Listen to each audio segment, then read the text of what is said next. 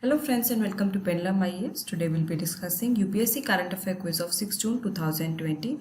So let's start the session. First question is, which of the following is true about the Essential Commodities Act of 1955?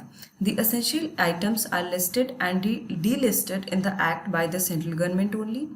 Inorganic fertilizers come under the category of essential drugs. According to this act, agriculture commodities can be regulated when there is a specific price trigger. 4. The state government has the right to regulate agriculture goods. So you have to select the correct answer from the codes given below. 1, 2, 3 and 4, 1, 3 and 4, 1 and 3 only, 1 and 2 only. So the correct answer is option B, that is 1, 3 and 4 only. Recently, the Union Cabinet has approved an ordinance to amend the Essential Commodities Act of 1955. The following points should be noted regarding this ordinance. Under the Act, new subsection 1A under the section 3 has been added to deregulate the commodities like cereals, pulses, oilseeds, edible oils, onions and potatoes. That is, these commodities, that is cereals, pulses, oilseeds, edible oils, onion and potatoes, they will not be now part of Essential Commodities Act, and these only under extraordinary circumstances like extraordinary price rise, war, famine and natural calamity of a severe nature. The stock limit can only be imposed based on a price trigger. For example, a 100% increase in the retail price of the horticulture crop over the last 12 months or average retail price of the last 5 years, whichever is lower, will trigger the stock limit.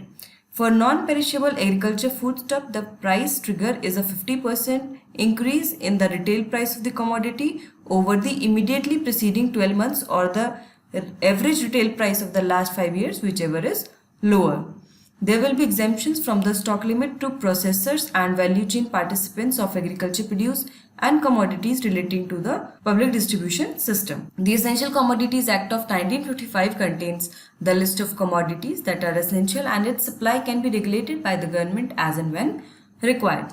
The items in the list can be added or removed by the central government. However, the state government can regulate the goods, that is their production, supply, and can place stock limit, etc. An essential commodity means any commodity which is specified in the schedule. The commodities included in the schedule are drugs, fertilizers, whether inorganic, organic or mixed, foodstuffs including edible oils, hank yarn made wholly from cotton, petroleum and petroleum products, raw jute and jute textiles, seeds of food crops and seeds of fruits and vegetables, seeds of cattle fodder, jute seed, cotton seed, face mask and hand sanitizers. Therefore, the correct answer is option B. Moving to the next question, which of the following is true about Payment Infrastructure Development Fund? The fund has been created by the Union Finance Minister. It aims to increase digital payment infrastructure. The entire amount will be contributed by the RBI.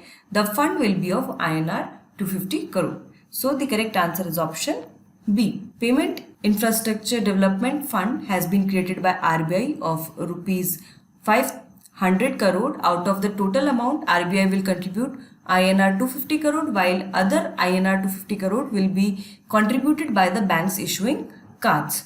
The fund will be governed by an advisory body. It aims to increase the point of sales infrastructure and other digital payment methods on the lines of the vision document on payment and settlement system in India document. Hence, the correct answer is option B. Let's move to the next question. Which of the following is true about the Periodic Labour Force Survey? The survey has been constituted on the recommendation of Amitabh Kundu. It releases the data quarterly and annually. For urban areas, the unemployment and employment indicators are based on the usual status and the current weekly status. It depicts the worker population ratio, labor force participation rate, unemployment rate only. So you have to select the correct answer from the codes given below. 1, 2, 3 and 4, 2 and 3 only, 1 and 4 only, 2 only. So the correct answer is option D, that is 2 only. The Periodic Labour Force Survey is released quarterly by the National Sample Survey Organization, showing the employment and unemployment indicators for both rural and urban areas. For the urban area, it is based on current weekly status, and the annual report is released for both rural and urban areas in both current weekly status and usual status approach. The usual status approach uses 365 days before the survey as the reference period. In this, if an individual report as having worked or sought available for work for 7 months during the year or having sought or available for work for 7 months, then he or she is classified as being in the labor force. He would be classified as employed only if he has worked more than 6 months in the 365 preceding days from the date of the survey. The current weekly status approach takes the data of 7 days before the day of the survey. For a person to be employed, he should do 1 hour activity in the last 7 days. Recently, PLFS 2018-19 has been released, which has the following observations. India's unemployment rate has improved from 45-year high of 6.1% in 2017-18 to 5.8% in 2018-19.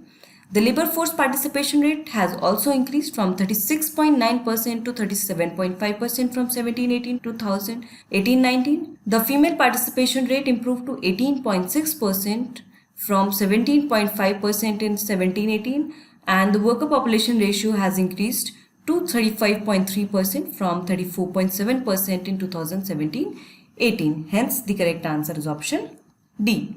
Moving to the next question, which of the following is true about rare earth material?